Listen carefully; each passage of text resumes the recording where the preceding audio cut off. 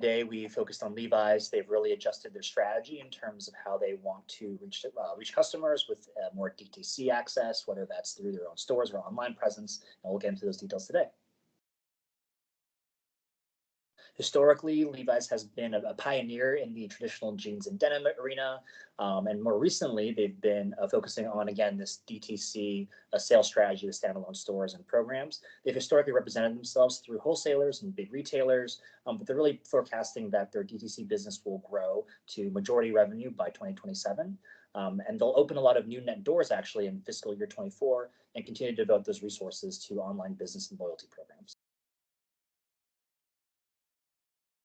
In terms of just a quick channel map, so again, historically, like I've mentioned, their big presence in brick and mortar with wholesalers, department stores, traditional retailers, things like Macy's, Bloomingdale's, et cetera. And as online marketplaces have grown, they've been focusing on areas such as like Amazon or the online channel affiliations with their brick and mortar locations. But they're focusing a lot more on their own individual brand in terms of selling out of their own brand through their own stores, their own presence, their own website. And that's kind of what it's going to be really evolving towards in the next few years.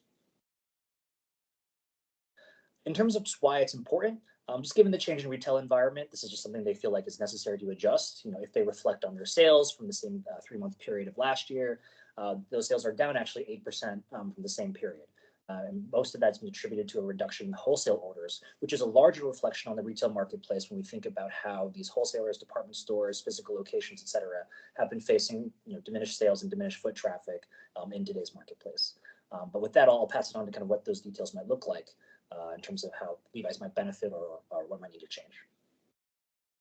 Definitely. So there are a few key benefits that we wanted to highlight here just in moving from their traditional retail strategy into this more direct-to-consumer approach.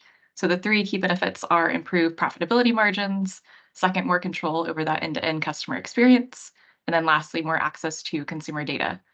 So touching first on improved profitability margins.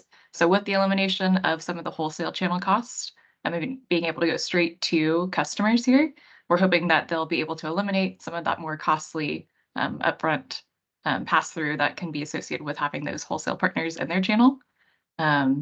Next, more control over that customer experience. So being able to own the end-to-end shopping experience, that in-store ambiance, customer service training. So sales staff is more knowledgeable about the products and is able to help customers kind of make better product decisions. It's going to be hugely important for the Levi's brand overall.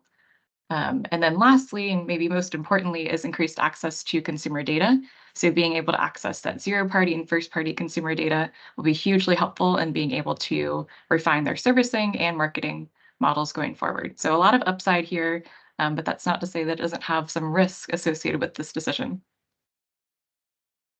Yeah, like Anna said, all those benefits aren't going to come for free. And I think fundamentally the cons that Levi's is going to incur here are 1, increased costs of various types, and then 2, greater conflict with its channel partners.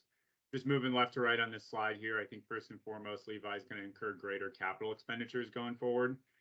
Standing up stores and stocking those stores with inventory that Levi has physical possession of and owns is going to require capital expenditure and greater inventory costs going forward. Beyond those capital expenditures, you're also going to have increased operational costs going forwards, mostly on personnel to staff those stores. So as Levi is taking greater responsibility for service outputs like bulk breaking, customer service, and information sharing, they're going to incur labor costs to actually satisfy those service outputs.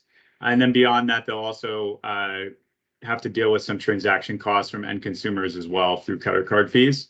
Lastly, the company can probably expect to see increased channel conflict with more points of sale. There's going to be more opportunities in different localities for uncoordinated pricing and selling. And then Levi's current channel partners are probably not going to be super thrilled that the company is doubling down on competing with them directly. So those are some of the cons and risks to think about, and I'll just pass it off to Maddie for some final key takeaways. Yeah, so given the benefits and risks associated with moving forward with the strategy, we kind of see 3 key additional considerations for Levi's as they make this transition to focus on just DTC.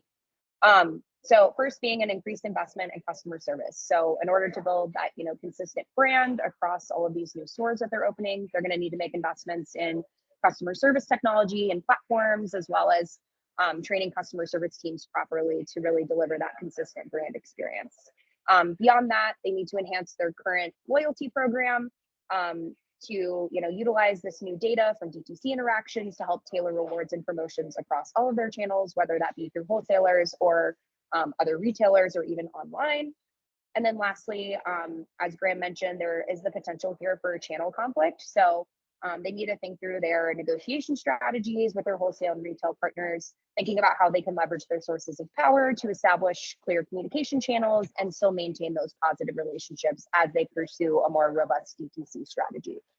So with that being said, we're really excited to see what happens with Levi's over the next couple of years as we see more doors starting to open and more of a shift over towards the DTC strategy.